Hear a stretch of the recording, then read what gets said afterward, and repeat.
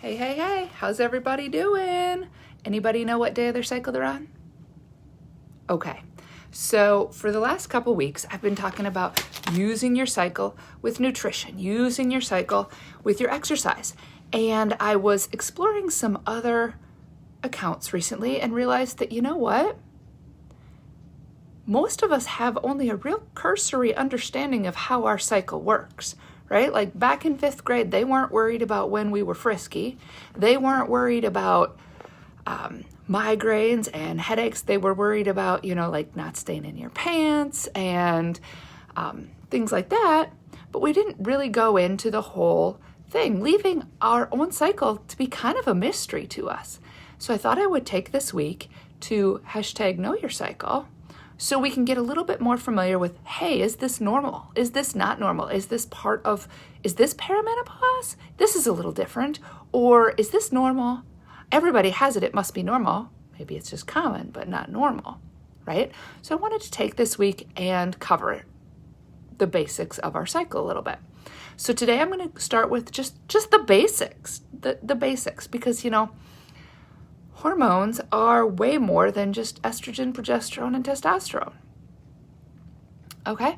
The other things we're going to talk about is every week of our cycle, we're a little bit different. Our personality can be different. Our exercise demeanor can be different. How we feel is different because of the way the hormones shift. So after today's basics of the general how your hormones work and what they are, we're going to cover each week of your cycle so that you've got a better understanding of who are these moody people that keep showing up in my life. Okay? So, hormones. There's more than just estrogen, progesterone, and testosterone. There are over 200 hormone and hormone-like substances in your body, controlling everything from sex to appetite to running for your life to sleeping, not sleeping, how you digest food, all of these things, right? Tons of hormones, and they're all working to do different things and keep you alive. One of the things they're trying to do is survival of the species, but some of the other things they're trying to do is survival of you, right? So, your period does not equal hormones. It is part of the hormone cycle for sure, but also your hormones don't end when your period ends. So even if you are postmenopausal and haven't had a period in over a year, you still have a hormone cycle. Unfortunately, it's a whole lot like a men's cycle. But there are ways that we can use your cycle so that you can still get the estrogen and progesterone dips and highs and lows and still feel normal, a little bit normal. But we'll talk about that later in the week. Hunger, reproduction, sleep. Yeah, I made notes because who knows, but then I go off the cuff. Okay, next, what is normal versus what is common? So when I was a kid, 13, 14, 15, 25, right? The first day of my period required 4 Advil every 3 hours without fail. Not every 3 hours and 15 minutes, every 3 hours. If I missed that 3-hour mark, I was going to pass out. And I did. A couple different times I got sent home from school because I passed out, right? Happened every month. It was normal for me. Don't let your doctor tell you that. This is not normal. I didn't see any other girls going home every month because their period was so awful, right? Going through a briefcase full of feminine hygiene products every day during your cycle. Not normal. Common maybe, but not normal. Getting migraines every month.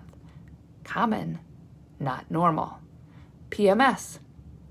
Common, not normal. Think about this in the grand scheme. Your body was not designed to have pain every month. Your body was not designed to go into wicked cravings every month. This is a sign to us that something is off in our bodies. Something is not quite right. Whether it's our magnesium levels, our iron levels, our toxicity levels, something is not quite right, and we just need to figure out what it is. But that's not to say it's not common. A lot of people go through this. It's just a matter of it's not normal. It's not how the body was designed. Okay? So then the next question becomes, when do you need to seek out some assistance, right? Depends. You could look up a lot of different things. Like if you're craving chocolate, what is that? Could be a magnesium deficiency, and you just need to take some magnesium or an Epsom salt bath. Lots of heavy bleeding, you're probably going to become anemic. You need to support that sort of thing. The other part of my story, so like I said, I went through my teen years with horrible periods, to the point I remember a couple older women, a little older than me, saying, oh, after you have a baby, it'll be better. They lied. I had twins. They lied. It did not get any better, right? It was still horrible. It wasn't till I was in my 30s and I met a naturopath that we were talking about it, and she kept saying, common, not normal. That's not normal. It's common, not normal. Common, not normal, not normal, not normal, not normal. Everything I said, she said, totally not normal, not normal. So I was like, all right, well, I'm tired of this Advil business, so my body's not having an Advil shortage. Let's figure this out. I did a 30-day naturopathic cleanse with her, eating real foods, having some supportive shakes, that kind of thing. And now my period's kind of a sneaky little thing. I, for the most part, don't have cravings. I don't have pain. It's kind of a surprise to me each month, except for the fact that I track it on a couple different apps. It's like, oh, okay, I should expect this. I should be ready for this sometime in the next couple days. That's literally how your period should be, guys. It should just be like, oh, okay, yeah, it's been 28 days. So look, the moon is full again. I should be getting my period, right? That's how it's supposed to work. Now, when I start noticing that I'm getting PMS or cravings or needing to take Advil, I'm like, all right, let's look at my lifestyle, because 95% of hormone irregularities can be solved with some simple lifestyle hacks. Could be what you're eating, could be what you're not eating, could be how you're exercising or not exercising. And with a few lifestyle tweaks, over 3 or 4 cycles, we can get it so you're having a lot less common symptoms, right? And so that it's a sneaky little bugger on you, right? It's kind of exciting when it happens. I'm not going to lie. The fact that my Advil bill over the course of the year has gone down is amazing. The other thing I do to support my hormone levels is once or twice a year, I do a hormone reset. I just kind of, things sneak back in, right? Cadbury eggs maybe sneak in for a little bit, or I may not notice that, all of a sudden I'm using a new shampoo and that's screwing things up, or a new soap or whatever, right? So I'll do a hormone reset to kind of bring awareness back to what I am eating, what I'm not eating, what I need to get more of, and what I need to get less of. And those are fairly simple, just lifestyle tweaks. If you want to know more, just kind of stay tuned. We'll do another one in the fall. Also, when you go to seek out help, if the answer is, let's just get you on the pill and that'll help your symptoms, I'm not saying it's the wrong answer. I'm saying, so we're going to continue to take an Advil-like substance. I went on the pill very early too. That did not help my PMS. That did not help my cramps, right? Made sure I didn't get pregnant, but it did not help my cramps, right? Because it's creating an artificial cycle, and it didn't find the keys to the symptoms, right? It wasn't until I went through and went, what do I need to get rid of things, right? All right, now let's talk about a few of the most common hormones that I talk about when I talk. First of all, there's estrogen. Okay, estrogen is what makes a woman a woman. It's higher the first half of the month. It's responsible for fat deposits in the breasts and the hips. It's responsible for childbearing. Too little estrogen will cause skin and vaginal dryness. And it's heavy. We have higher estrogen the first half of the month. So that's from your first day of your period through ovulation. Progesterone is estrogen counterpart. It's the second half of the month. Progesterone becomes a little bit higher. It helps increase libido. It decreases PMS. It's a natural antidepressant and anti-anxiety hormone. But when you're stressed, progesterone is the first hormone depleted. That's where the cortisol, it's called the pregnenolone steal. It's a fancy hormone adapt thing that happens, but progesterone is the first thing to take a hit, which means your anxiety goes up and your depression goes up. Bummer. Third major hormone we talk about a lot is testosterone. Yes, you have it. Yes, ladies, we all have some testosterone, but not anywhere near the amount that men have, right? So we have a little bit of testosterone. It's what helps build muscle, but not so much that we get big and bulky because we don't have that much testosterone. It's what helps burn fat. It spikes during ovulation to help with the frisky factor, right?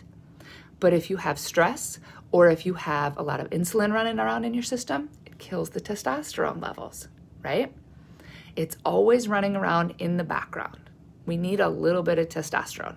How do you know when relative to your estrogen or progesterone, testosterone gets a little bit higher? Male pattern fatness and male pattern hair growth, right? So a couple of the symptoms in perimenopause and menopause is these pesky little chin whiskers, right? And then you start losing your hair and you start freaking out. This is male pattern hair growth, right? Beards and bald heads. So now our testosterone relative to our estrogen and progesterone is higher, okay? Also male pattern fatness. Think about it. Hormones run amok in menopause. Where do menopause and perimenopausal women gain fat? In their bellies. They get the beer belly. Hips go away, beer belly comes on. That means not that your testosterone is increasing, but that your estrogen and progesterone are decreasing, right? And as we go through the week, I'm going to talk more about how you can continue to support estrogen and progesterone so that we can keep those levels a little bit higher. They're not going to be 16-year-old high again, but we can still keep them so you're feeling like a lady, okay? Next, we have cortisol. I talk a ton about cortisol. Cortisol is designed to save you from that tiger that is chasing you, right? It causes an instant increase in blood sugar. It causes insulin to be depressed so that your body has instant energy to run from the tiger. So if you don't go run the cortisol off, you're going to have a problem, like cravings.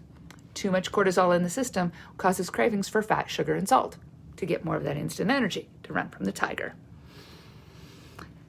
And then finally, there's growth hormone, HGH, growth hormone.